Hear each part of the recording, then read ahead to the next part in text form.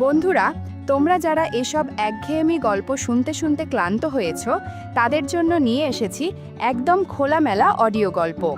এসব অডিও গল্পের ওয়েবসাইটের লিংক কমেন্ট দেয়া আছে, আর কিভাবে সাইট থেকে গল্প শুনবে সেটার টিউটোরিয়াল দেয়া হলো। সাইটে ঢোকার পরে এরকম বিজ্ঞাপন আসলে এখান থেকে কেটে দিবেন। যে গল্প শুনতে চান সেটাই ক্লিক করার পর যদি অন্য জায়গায় নিয়ে যায় তাহলে ব্যাক বাটন চাপ দিতে হবে। তারপর আবার গল্পের উপর ক্লিক করতে হবে। তারপর এই জায়গা থেকে প্লে বাটনে ক্লিক করতে হবে। প্লে বাটনে ক্লিক করার পর যদি আবার বিজ্ঞাপন আসে তাহলে বিজ্ঞাপন এখান থেকে কেটে দিতে হবে। ও ধীরে ধীরে চোখ নিচে নামায়। আমার বুকের ভেতর কেমন যেন মোচড় দিয়ে ওঠে। আমি কোনো প্রতিবাদ করছি না। আমার দৃষ্টি স্থির, মুখ চুপ। ভিতরটা যেন বহুদিন পর প্রথমবার গভীর কিছু অনুভব করছে। ও ধীরে ধীরে বলে, শিখা মামি, তুমি কি কাউকে কখনো খুব আপন করে পাশে বসতে দিয়েছ? সেদিন যা হয়েছিল আমি এখনো ভুলতে পারিনি। আমার নাম শিখা দত্ত, বয়স ৩৫ পেরোলো। এই বয়সে সাধারণত নারীকে কেউ নতুন করে দেখে না, বিশেষ করে সে যদি বিবাহিত হয়, সন্তানের মা না হয়, আর সারা জীবন কেটে যায় রান্নাঘর, উঠোন, গোয়াল আর একরকম নিষ্ক্রিয় স্বামীর সংসারে।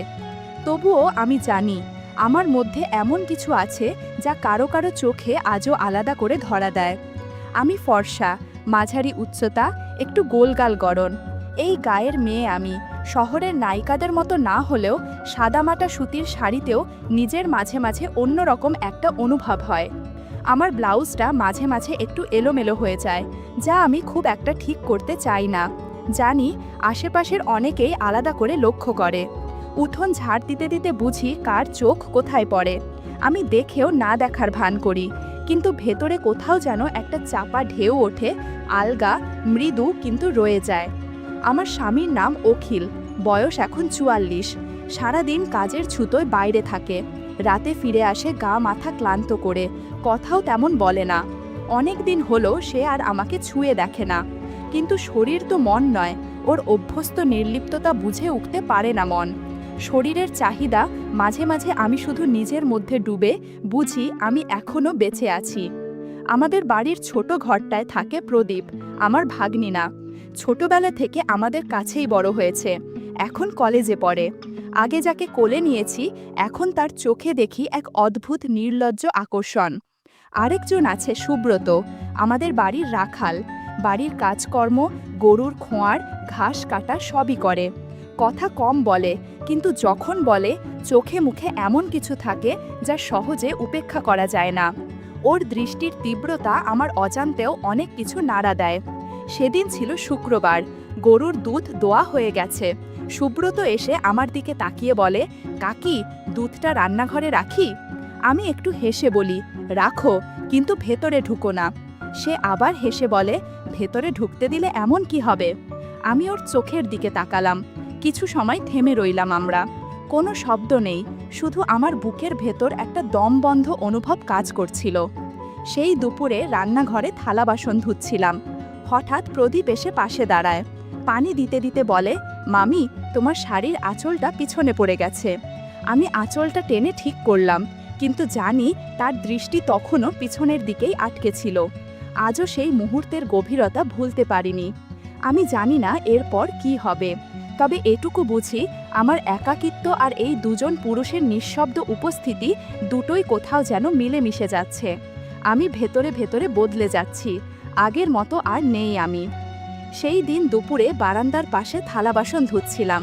আষাঢ়ের গুমোট গরম, ঘাম হয়ে জামাটা পিঠে লেগে আছে। রান্নাঘরের পাশেই টালির নিচে একটা খোলা জায়গায় বসেই বাসন ধুতে ধুতে সময় কেটে যাচ্ছিল। পাশে কল আর একদিকে দেওয়াল। আমি নিচু হয়ে কাজ করছিলাম। মাথা থেকে ঘাম গড়িয়ে পড়ছে, আঁচলটা একটু সরে গিয়েছিল, হয়তো খেয়াল করিনি। ঠিক তখনই প্রদীপ এসে দাঁড়ায় সামনে। ওর হাতে একটা মগ। বলল, মামি, আমার মগটা ধুয়ে দেবে? আমি ওর দিকে তাকিয়ে একটু হেসে বলি, তোপে কি সবসময় দেখার লোক রাখছি নাকি? নিজেই ধুয়ে নে। ও হাসে, কিছু বলে না, কিন্তু নিচু হয়ে মগটা আমার পাশে রাখা বালতিতে রাখে। আমি এক ঝলক তাকিয়ে দেখি ওর মুখটা খুব কাছেই, কপাল ভেজা, ঠোঁট একটু খোলা, চোখে ক্লান্তির ছায়া। কিন্তু সেকেন্ড খানেক ওর দৃষ্টি আমার দিকে একটু বেশি সময় আটকে রইল। তারপর হঠাৎ চোখ তুলে বলে, মামি, তুমি না খুব সুন্দর। আমি থেমে গেলাম, শুধু বললাম, পাগল কোথাকার। কিন্তু নিজের গলার কাঁপুনটা আমি টের পেয়েছিলাম। লজ্জায় ছিল না অন্য কোনো বোধে সেটা বুঝে উঠতে পারিনি।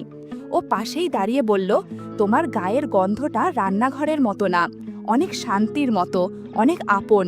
বলতে বলতেই ওর হাতটা হালকা করে আমার হাতের পেছনে ছুঁয়ে গেল, হয়তো অনিচ্ছায়, হয়তো অন্য কিছুতে। আমি চুপচাপ হাত সরিয়ে নিলাম। বললাম, যা তো, ভিতরে যা, রান্না করছি না। ও উঠে দাঁড়িয়ে চলে গেল, কিন্তু যাবার সময় শরীরটা এতটা কাছে দিয়ে গেল যে কাঁধে হালকা ছোঁয়া লেগে গেল। আমি নিজেই বুঝতে পারছিলাম না ওটা আচমকা ছিল না ওর ইচ্ছা করে হওয়া কিছু। সেই রাতটাই ঘুম এলো না।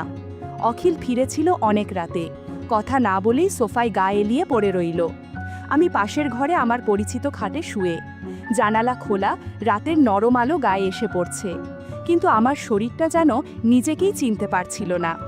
বারবার মনে পড়ছিল দুপুরের সেই মুহূর্ত। প্রদীপের চোখে যে ভাষা ছিল তা কি আমি বুঝিনি? আমি কি সত্যিই এতটা নিঃসঙ্গ? সকালে উঠেই চলে গেলাম গোয়াল ঘরের দিকে। গরুগুলোকে খাবার দিতে হবে। সুব্রত ওসবের আগে থেকেই উঠে পড়ে, চুপচাপ কাজ করে, কিন্তু ওর দৃষ্টিটা নীরব থাকলেও অনুভবের ভাষা লুকিয়ে থাকে না। আমি কাদায় ভেজা পথ দিয়ে হাঁটছি, শাড়ির খুঁট একটু তুলে হাঁটছিলাম যাতে পিছলে না যায়। পিছনে এক ধরনের শব্দ শুনে ফিরে তাকালাম। সুব্রত দাঁড়িয়ে, চোখে একরাশ ক্লান্তি, কিন্তু সেই পুরনো দৃষ্টির একটা নীরব তীব্রতা ছিল। আমি বললাম, সকালে উঠেছিস? ও মাথা নাড়িয়ে বলল, ঘুম এলো না, স্বপ্নে দেখলাম দুধ ফেটে গেছে। আমি হেসে বললাম, তোর স্বপ্নেও গরু? ও এক মুহূর্ত চুপ করে থেকে বলল, স্বপ্নে দেখলাম গরুর পাশে আপনি দাঁড়িয়ে, মাথায় একটা লাল ওড়না ছিল। কিছু বলতে যাচ্ছিলাম, আপনি চলে গেলেন। আমার গলা শুকিয়ে গেল। ও গামছায় হাত মুছছিল, গায়ে হালকা জল, জামার একটা বোতাম খোলা। আমি চোখ ফিরিয়ে নিলাম।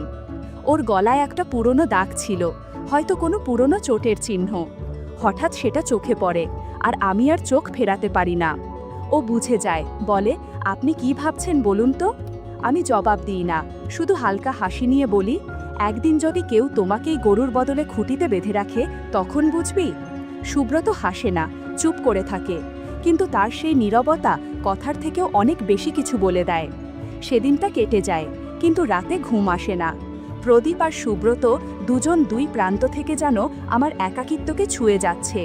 কোনো শব্দে না, কোনো ঘোষণা নয়, শুধু দৃষ্টিতে, আচরণে আর এক অজানা মায়ায়। আমি দিন গুনছি, জানি কবে কে প্রথম এসে ভাঙবে আমার এই নীরব অন্তর্জগৎ। পরদিন ভোর, আলো এখনো ঠিকমতো ফুটেনি, আকাশে ধূসর ধোঁয়াটে একটা পরত, মাঠ ঘাটে শিশিরের ছোঁয়া, পাখির ডাকও জাগেনি এখনো। আমি একটু আগে ভাগে উঠে পড়ি।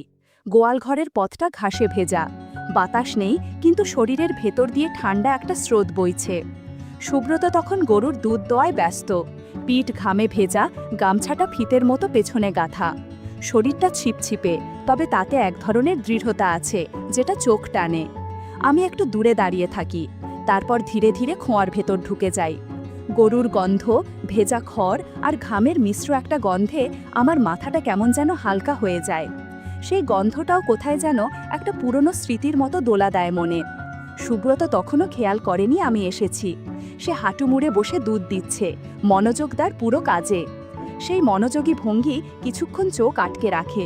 আমি একটু সামনে যেতেই সে টের পায়, চোখ তুলে তাকায়, তারপর আবার চুপচাপ কাজে মন দেয়। আমি দাঁড়িয়ে থাকি পেছনে, গরুর পাশ ঘেঁষে।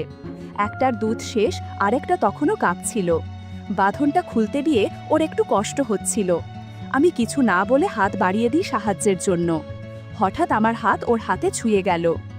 এক মুহূর্তের স্পর্শ, সুব্রতের গা ঘামে ভেজা, আর দুধের গন্ধ লেগে থাকা সেই ছোঁয়া যেন আমার মনে এক অদ্ভুত অনুভব জাগায়।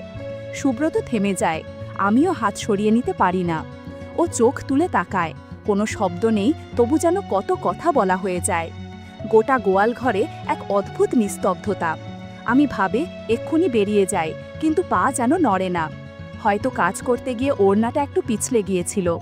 সুব্রতের চোখ পড়ে সেখানে, কিন্তু সে কিছু না বলে চুপ করে তাকিয়ে থাকে। ধীরে ধীরে চোখ নিচে নামায়।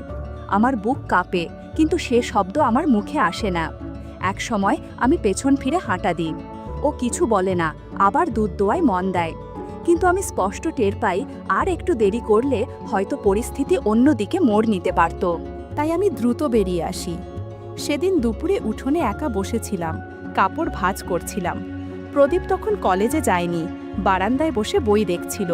কিন্তু মন যে বইয়ে ছিল না সেটা আমি বুঝতে পারছিলাম। মাঝে মাঝে ওর দৃষ্টি পায়ের পাতায়, হাঁটুর দিকে, আবার হঠাৎ চমকে ওঠার মতো দৃষ্টি আমার মুখ ছুঁয়ে যেত। ও কিছু বলে না, কিন্তু সেই দৃষ্টিতে এক শব্দহীন টান ছিল। আমি একটা কাপড় ভাঁজ করতে গিয়ে দেখি ভেতর থেকে একটা চিরকুট বের হলো, যেটা আগে কখনো চোখে পড়েনি। চিরকুটে লেখা, যদি একদিন খুব কাছে আসতে চাই, আপনি কি দূরে সরাবেন? অক্ষরটা দেখে আমি বুঝি এটা প্রদীপেরই লেখা, কিন্তু তাতে নাম নেই, শুধু এক প্রশ্ন, আর সেই প্রশ্নে আমার গায়ে কাঁপন ধরে যায়। সেদিন আমি কোনো উত্তর দিইনি, শুধু রাতে শুয়ে ভেজা বালিশে মুখ গুজে অনেকক্ষণ কেঁদেছিলাম। কার জন্য কাঁদলাম ঠিক জানি না, মনে হচ্ছিল ভেতরে জমে থাকা কথারা যেন বেরিয়ে আসতে চাইছে। প্রদীপ জানে আমার কোমল দিকটা, আর সুব্রত জানে মনের ভেতরের এক ধরনের অদৃশ্য শক্তি। আমি মাঝখানে দাঁড়িয়ে কোনো অপেক্ষায়, কেউ হয়তো আসবে বা আমি নিজেই যাব কারো দিকে। আজ আষাঢ়ের দুপুর, রান্নাঘরে চাল ডাল রেঁধে রেখেছি, ডিমের ঝোল ফুটছে টিপটিপ করে। ঘামাচ্ছি, শাড়ির পিঠের অংশটা ভিজে একাকার, চুল খুলে দিয়েছি। ঘাড় বেয়ে নেমে আসা ঘামবিন্দুগুলো নিজের শরীরেই অপরিচিত লাগে। হঠাৎ পেছনে পায়ের শব্দ। আমি ঘাড় ফেরানোর আগেই প্রদীপ বলল, খুব গরম লাগছে তোমার? তার কণ্ঠে হালকা হাসি, চোখে গম্ভীরতা। ও পাখার বোর্ডে হাত দিতে গিয়ে খুব কাছাকাছি চলে আসে। মুহূর্তটা একটু অস্বস্তিকর, কিন্তু কোথায় যেন এক ধরনের নীরব টান থাকে। ওর হাত আমার কাঁধে ছুঁয়ে থাকে একটু বেশি সময়, তারপর নিজেই সরিয়ে নেয়, হেসে বলে, পাখা ঠিক করতে গিয়েই আপনার কাঁধে পড়ে গেলাম বোধহয়। আমি পেছনে না তাকিয়ে বলি, থাক, গরম লাগলে উঠোনে যাও, এখানকার গন্ধ ভারী। ওর চোখের দৃষ্টি আমার দিকে, গভীর, কিন্তু আমি সরে যাই না, কারণ জানি ও দৃষ্টিকে আমি থামাতে চাই না। সেই দুপুরে আমি একা উঠোনে বসে, কাঁথার উপর আধশোয়া, গ্লাসে ঠান্ডা জল পাশে। বাতাস নেই, কেবল ঘাম আর নিঃশ্বাসের শব্দ। প্রদীপ এসে গ্লাস বাড়ায়, আপনার জন্য দেখলাম, খুব ক্লান্ত লাগছে। আমি গ্লাস নিই। ও বলে, আমি মাঝে মাঝে ভাবি আপনি এত একা থাকেন কেন? এই বাড়িতে কেউ কি সত্যিই আপনাকে বোঝে? আমি চুপ করে থাকি। সে কাছে বসে না, শুধু দাঁড়িয়ে থাকে। একটু পর বলে, আপনার উপস্থিতির একটা আলাদা ঘ্রাণ থাকে, যা মাথার ভেতর অনেকক্ষণ ঘোরে। আমি কিছু বলি না, শুধু ভাবি, আমি তো এমন ছিলাম না, কেউ আমাকে এতটা গভীরে ছুঁবে ভাবিনি কোনোদিন। সন্ধ্যায় আয়নার সামনে দাঁড়িয়ে চুল আঁচড়াচ্ছি। আচমকা আয়নায় দেখি প্রদীপ দাঁড়িয়ে। আমি চমকে উঠি না। ও ধীরে বলে, শিখা মামি, কখনো কাউকে নিজের কাছাকাছি আসতে দিয়েছ? আমি তাকাই না, শুধু আয়নায় নিজের প্রতিচ্ছবিটাকে একরকম নীরবতা দিয়ে চুপচাপ দেখি। আমি শুধু চুপ করে দাঁড়িয়েছিলাম। ও চলে যায়, কিন্তু যাওয়ার আগে ঘরের ভেতরে যেন একটা ছায়া রেখে যায়, যেটা আমার নিঃশ্বাসের সঙ্গে মিশে থাকে দিনের পর দিন, রাতের পর রাত। পরদিন সকালে আয়নার সামনে বসেছিলাম, শাড়ির খুঁট গুছিয়ে টিপ পরছিলাম। সাজতে মন চাইছিল না আজ। ঘরের ভেতরে টুকটাক জিনিস ছড়িয়েছিল, কিছু জামা, একটা ভাঙা টিকলি, আর খাটের পাশে পড়ে থাকা একটা চুড়ি। হঠাৎ প্রদীপ ঘরে ঢুকে পড়ে। মামি, আমার কলমটা হয়তো এখানে রেখেছিলাম, খুঁজে পাচ্ছি না। ওর চোখে যেন হালকা উত্তেজনা। আমি বলি, দেখো, টেবিলের নিচে খোঁজো। প্রদীপ খাটের নিচে খুঁজছিল। হঠাৎ কিছু একটা গড়িয়ে গেল, টিং টিং করে। এই দিকে গেল মনে হয়, ও বলে। আমি তখন পায়ের নুপুর খুলছিলাম। একটু নিচু হয়ে সাহায্য করতে গিয়েই আমাদের হাত একসাথে ছুঁয়ে যায় চুড়িটার ওপর। এক মুহূর্ত থেমে থাকে ওর আঙুল, তারপর একটু বেশি সময় থেকে যায় আমার হাতের ওপর। আমরা দুজনেই নিচু হয়ে আছি, চোখ যেন চুড়িতে নেই, অন্য কোথাও আটকে গেছে। মুহূর্তটা অস্বস্তিকর নয়, বরং অনেক কিছু না বললেও বলা হয়ে যায়। আমি ধীরে বলি, দেয়ালে মাকড়সার জাল হয়ে গেছে, দেখে নিস একবার। ও বুঝে নেয় এই মুহূর্তটা এখানেই থেমে যাওয়া উচিত। বাড়িটা আজ অস্বাভাবিক চুপচাপ। অখিল সকালে শহরে গেছে, বলেছে রাতেই ফিরবে কিনা নিশ্চিত না। প্রদীপ কলেজে গেছে, সাধারণত দুপুর 12টার আগে ফেরে না। শুধু সুব্রত ছিল গোয়ালঘরে। ঠিক 12টার সময় উঠোনে দাঁড়িয়েছিলাম আমি। বনের দিক থেকে গরম হাওয়া আসছিল, মনে হচ্ছিল ঝড়ের গন্ধ ছড়িয়ে পড়ছে। এক সময় হেঁটে গেলাম উঠোনের শেষ কোণ পেরিয়ে সেই পুরনো গোয়ালঘরের দিকে। তালগাছের পাশে গোলপাতার ছাউনি ঘেরা ঘরটা নীরব দাঁড়িয়ে। দরজার কাছে দাঁড়িয়ে দেখি সুব্রত দুধ দিচ্ছে, লুঙ্গি আর পাতলা গেঞ্জি গায়ে, ঘামের দাগ স্পষ্ট। আমার উপস্থিতিতে ও একটু চমকে যায়, তারপর গলা খাকারি দিয়ে বলল, আপনি বসুন না একটু, আমি সব করে দিচ্ছি। আমি চুপচাপ কোণার মাটির হাড়ির পাশে বসেছিলাম। বাইরে বাতাস বাড়ছিল। হঠাৎ একটা ঝাপটায় পেছনের দরজাটা ধাই করে বন্ধ হয়ে গেল। সুব্রত চমকে উঠল, দরজাটা তো বন্ধ হয়ে গেল বাতাসে, আমি খুলে রাখছি। আমি মাথা ঘুরিয়ে দেখি গোয়াল ঘরটা হঠাৎ যেন অনেক ঘন, অনেক কাছের মনে হয়। ও দুধ দিচ্ছিল, হাঁড়িতে ঢালছিল ধীরে ধীরে। হঠাৎ দুধ ছিটকে পড়ে আমার আঁচলের একপাশে। ও মা, আপনার শাড়ি তো ভিজে গেল, একটু থমকে গলা বলেছিল। আমি দাঁড়াতে যাচ্ছিলাম, সে এগিয়ে এলো, হাতে পুরনো একটা গামছা। আমি মুছে দিচ্ছি। আমি বলি, না থাক, আমি নিজেই। তবু ওর হাত আচমকা আমার কাঁধ ছুঁয়ে গেল। গামছার ছোঁয়া ধীরে নিচের দিকে নামছিল। আমি শান্ত স্বরে বললাম, থেমে যাও। কিন্তু সেই থেমে যাওতে যেন কোনো জোর ছিল না। ও থামেনি। ওর চোখে এক টান ছিল, যেটা সম্পর্কের সীমা বা নিয়ম মানে না। আমার ভিতরটা নিঃশব্দে কেঁপে উঠছিল, কিন্তু আমি কিছু বলিনি। ঠিক সেই সময় উঠোনের উল্টো দিক থেকে একটা ছায়া এসে থেমে দাঁড়ায়, বেড়ার ফাঁক দিয়ে। প্রদীপ। ও কলেজ থেকে ফিরে এসেছে। সাইকেলটা বাইরে রেখে এসেছে সোজা গোয়ালের পেছনে। হয়তো হঠাৎ কৌতূহল বা হয়তো কিছু টের পেয়েছিল। চোখে স্পষ্ট থেমে যাওয়ার মতো এক দৃশ্য। সুব্রত তখনই কিছু বলেনি, হাতও সরায়নি। আর আমি শুধু স্থির হয়েছিলাম। প্রথমবার ভেতরে কিছু জেগে ওঠার মতো অনুভব করছিলাম। প্রদীপ চলে যায় চুপচাপ, কিন্তু আমি টের পাই সেই চোখ দুটো, সেই নীরব দৃষ্টি এখনও আমার আশপাশে রয়ে গেছে। একদিন বিকেলে আমার শরীরটা কাঁপছিল হালকা। দুপুরে কিছু খাওয়া হয়নি, মাথাটা ভার হয়ে আসছিল জ্বরে। খাটে শুয়েছিলাম, শরীর নিস্তেজ, শাড়ির প্রান্ত পা থেকে সরে গিয়েছিল, গায়ে ঘামের হালকা নোনতা গন্ধ। কপাল বেয়ে নেমে এসেছিল এক ফোঁটা জল। দরজাটা হালকা শব্দে খুলে যায়। আমি চোখ খুলি না। জানতাম এ বাড়িতে এখন কেবল দুজন, প্রদীপ আর সুব্রত। তবে পায়ের শব্দ শুনেই বুঝে যাই প্রদীপ। ও হাতের গ্লাসে জল আর এক টুকরো ওষুধ নিয়ে আমার পাশে এসে দাঁড়ায়। কিছু বলে না। আমি চোখ বন্ধ রেখেছিলাম, কিন্তু অনুভব করছিলাম ওর নিঃশ্বাসের উষ্ণতা। একসময় ও আমার পায়ের কাছে বসে পড়ে, নিঃশব্দে তাকিয়ে থাকে কিছুক্ষণ। ওর উপস্থিতি যেন ঘামের গন্ধ, নিঃশ্বাস আর জ্বরের ঘোরের ভেতরে একরকম প্রশান্তি ছড়িয়ে দেয়। তারপরে সে কাপা হাতে গ্লাসটা আমার দিকে এগিয়ে দিল। আমি তখনও উঠে বসিনি। সে নিজেই এক হাতে আমার মাথার নিচে ভর দিয়ে আর এক হাতে গ্লাসটা ঠোঁটে ধরিয়ে দিল। আমি ওষুধটা গিলে নিলাম, কিন্তু চোখ তুলে তাকালাম না। একটা অজানা অস্বস্তি গলা বেয়ে নামছিল। তার আঙুল তখনও আমার পাশে থমকে ছিল, নিঃশব্দ এক আবেগ নিয়ে। একটু পরে সে খুব আস্তে বলল, তুমি বললেই আমি সব ছেড়ে তোমার পাশে থাকব। আমি শুনলাম, কিন্তু কোনো জবাব দিলাম না। শুধু চোখ দুটি স্থির হয়ে তাকিয়ে রইল ছাদের এক কোণার দিকে। ভেজা দৃষ্টিতে ধরা পড়ছিল জীবনের বহু না বলা কথা। জানালার ফাঁক গলে বাতাস ঢুকছিল নিঃশব্দে, পর্দা নড়ে যাচ্ছিল ধীরে ধীরে। আমি চাদরটা টেনে নিই গায়ে। গলার মধ্যে ভারী হয়ে থাকা কথাগুলো জমে উঠছিল, যেন এক নিঃশব্দ কান্না। কোনো শব্দ নেই, শুধু অনুভব। সে তখনও মাটিতে বসেছিল আমার পাশে, কোনো কথা বলছিল না, শুধু নিঃশব্দ উপস্থিতি দিয়ে জানিয়ে দিচ্ছিল কেউ আছে। তার যত্নে ধীরে ধীরে জ্বর কমে এসেছে। রাত গভীর হলে সবাই যখন ঘুমিয়ে পড়েছে, আমি চৌকাঠ পেরিয়ে উঠোনে এসে দাঁড়ালাম। মাথার ওপর ঠান্ডা ফাঁকা আকাশ। তারাগুলোর দিকে তাকিয়ে ভাবছিলাম, ওরা কি বোঝে আমার মন আজ কতটা ভারী? এক নিঃশব্দ অস্থিরতায় দাঁড়িয়ে থাকি আমি। বাতাস এসে ছুঁয়ে যায় শরীর, কিন্তু আমার ভিতরে যেন এক অনুচ্চার ঝড় বইছে। আমার দৃষ্টি পড়ে দেয়ালে পড়া নিজের ছায়ার দিকে। জ্যোৎস্নায় ছায়াটা লম্বা, একটু বাঁকা, মাথা নিচু, এমনভাবে দাঁড়িয়ে যেন আমি নিজেই আমার থেকে আলাদা হয়ে কোথাও দাঁড়িয়ে আছি। এই ছায়াটা চেনে আমায়। সে জানে আমি কি চেয়েছি আর কি পাইনি। সে জানে কারো চোখের দিকে তাকিয়ে আমি কি বলতে চেয়েছিলাম কিন্তু চুপ করে থেকেছি। সে জানে কারো যত্ন আমাকে মুহূর্তের জন্য স্থির করে দিয়েছিল। সে জানে আমি অনেক দিন ধরে একা, হয় নামে নয় মনে।